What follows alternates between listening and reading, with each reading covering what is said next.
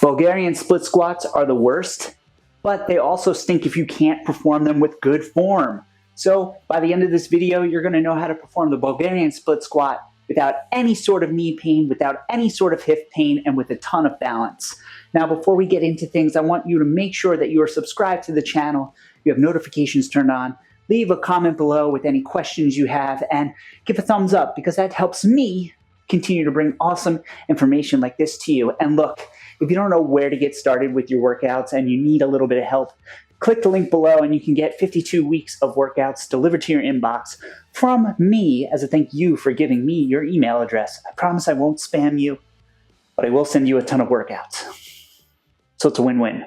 Bulgarian split squat is probably everyone's least favorite exercise, but it's in every training program because it's a fantastic way to develop athleticism, to build single leg strength, to build a wonderful set of glutes and quads, depending on which variation you're doing of it. But a lot of people have some issues with balance, with setting up for the movement, so we're going to cover that. Number one, the Bulgarian split squat requires you to be able to perform a split squat. If you can't even do a standing standard split squat, let's work on that first. So I'm going to move this bench back. In the standard split squat, we want to make sure we have the correct setup. The setup would be have one foot in front of the other, one foot back, and just be able to come down into the bottom of the squat and come back up. Now, for a lot of people, the thing that happens is they're setting up with their legs too close together and they're trying to squat down and they don't have the flexibility to be able to get into that weird position. So number one is you want to make sure that your legs, if we have this imaginary line, one foot would be on one part of the imaginary line, the other foot would be on the outside of the imaginary line. This is about how wide your feet should be when you're performing those split squats. And then from here, you would step back. Wow, look at that balance. Now it's a lot easier to come down. Number two, the other hard part could be too much of the weight is in the back. When you squat down, too much of your weight is in that back foot. That's really uncomfortable. It's actually a really good variation of like a single leg sissy squat for that back leg, but that's not really what we're trying to do. So you want to make sure that your weight is in the front foot, that front leg, so my weight is shifted forward. Now I can lift up that back leg. It's there as a kickstand. And then when I squat down, now it's going to be easier. The third part of this is you're probably too loose in your midsection. If your midsection is really loose and relaxed, it's harder to actually balance, right? So it's not that you don't have the flexibility or mobility to get into the bottom, it's that you don't have the stability. That's why holding something like a kettlebell can be really helpful, but for this purpose, I'm going to show you how to do it without that. I want you to reach your arms forward so you stick your butt back, and then you're going to put your tongue on the roof of your mouth and push up on the roof of your mouth and breathe through your nose. So inhale. Try it again. Inhale. If that was helpful for you, we're going to try another variation now. We're going to stay in the same position, tongue on the roof of the mouth, breathe in, and you're going to reach your hands behind you. One more time. I bet that you were able to balance a little bit more. Stability, breathing, and also you're using your arms as drivers to help you send your hips back, to help you sit yourself down. So those are some helpful things that you can focus on. Now we're going to get into the Bulgarian split squat. I'm going to move my bench back. Thank you, Amazon. With the split squat, the thing we have to be aware of is how we set up. A lot of people sometimes will start from standing with weight and they'll just try to kind of like hobble back and forth. That's not fun for anyone. That's not a great way to get into this position. So you have two options here. One that I've seen people do is they'll start sitting and they'll put one foot down and maybe they'll put a piece of tape on the floor so they always know where they're set up. So one foot down, one leg goes out straight, the leg that's going to be in back just stays in behind, and now I can bring my foot forward and I'm in this 90-degree position. I have my shin vertical. Back leg comes up. Make sure that my feet are hip width apart. From here, you just stand up. So that's one way you can get into it.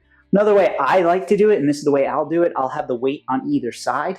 And then from here, I literally just bring my leg back after I make sure that my shin is completely vertical. We don't want the shin, we don't want it like this, because when we stand up, we're not going to be able to balance. We don't want it too far out because that changes the variation. We'll talk about that in a little bit. So right here, I'm set. From here, I'm going to stand up tall. That would just count as your setup. That wouldn't count as a rep. Sorry to disappoint you. Now, like I said before, one of the problems someone can run into is they're shifting their weight too far back and you can't get anywhere, right? I can't go down. That's because all your weight is in the back. This is just here for support. You want your leg, you want your weight in that front leg. So you're going to want to shift your weight forward. Then a nice way to test is to just try to lift up. If I can lift up, then I know I'm set up in the right position. Then I can inhale, put the tongue on the roof of my mouth, reach the arms down, come back up, down, come back up. That's how you know you're in the right position. But again, if I have my weight shifted back, I'm not going to get anywhere. Now, the other area that kind of confuses people is like how far out they should be. I'm going to set up for myself this position. Now, when I come down, it's going to be all quad. Okay? But if I shift my belly forward and I push my butt back, now I feel a stretch through that hamstring into my glute and I come up.